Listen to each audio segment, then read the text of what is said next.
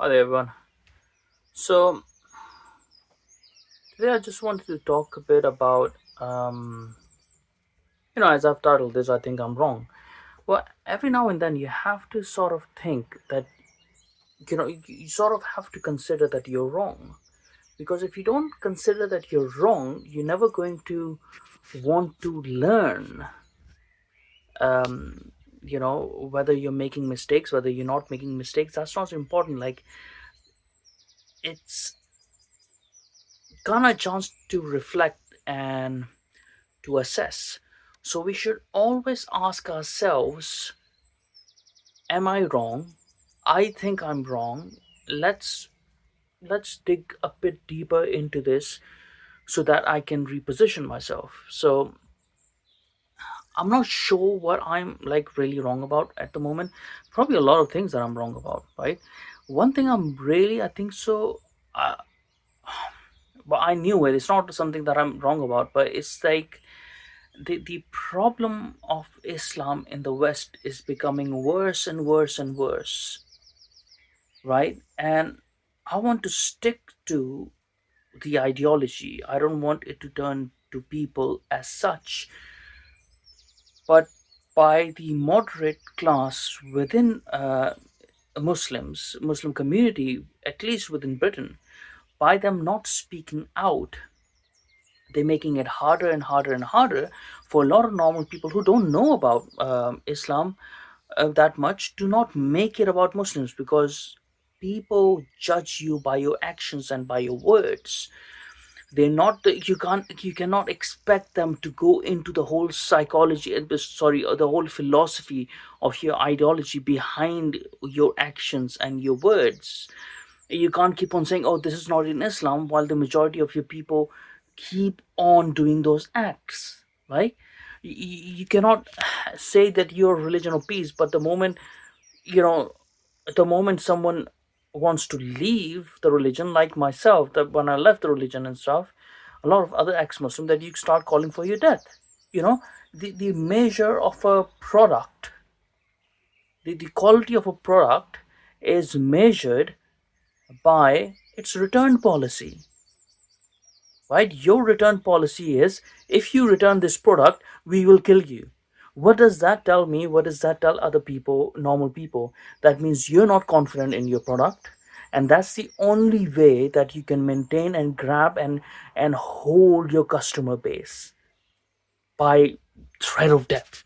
Like, come on, like, that would be obvious to anyone that there's something wrong in your ideology if there's no acceptance of that. So I think so I was wrong, in the sense that I naively, I was naive. I knew it probably won't happen, but I was hoping for more moderates to come speak up, distance themselves from the extremist, right? More vocally. We haven't seen that. Stop this political game. Stop their obvious supporting the obvious hatred of Jews within the extremists and even within the conservative, normal, standard Muslims, right? The moderates really have to speak out. But I also know that there's a false safe over there, that if you're a moderate liberal Muslim, you can be called a munafiq, and that's it.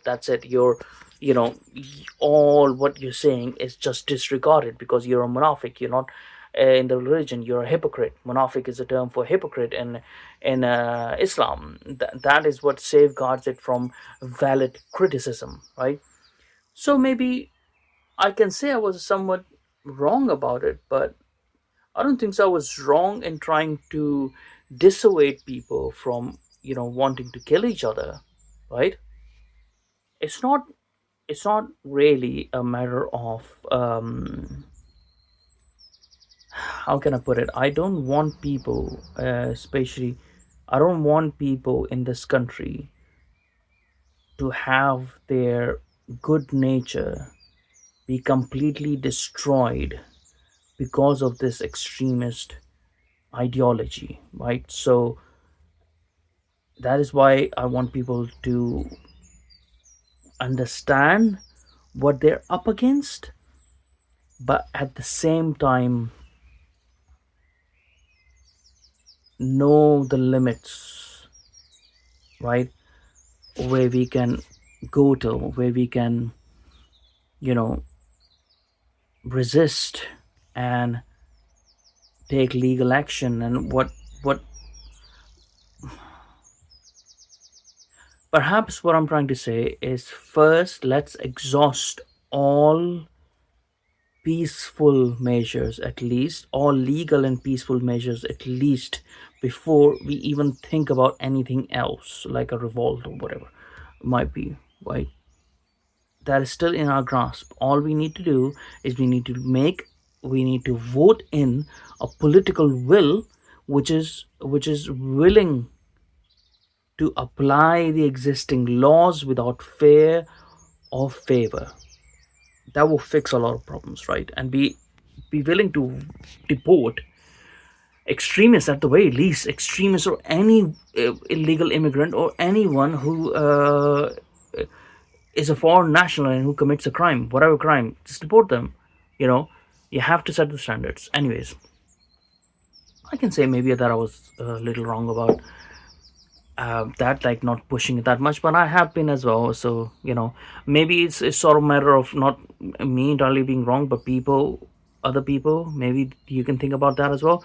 Maybe you were wrong by how further you want to go, and how where are your limits, and what are you willing to do, to protect this country, sort of thing, to you maintain the safety and security in this country.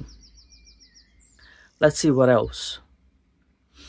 Something else that I've been talking about is England, specifically England, but all of Britain reverting to Christianity, and it is something that um, I do think it might be a good thing, because that holds our society, sort of a thing.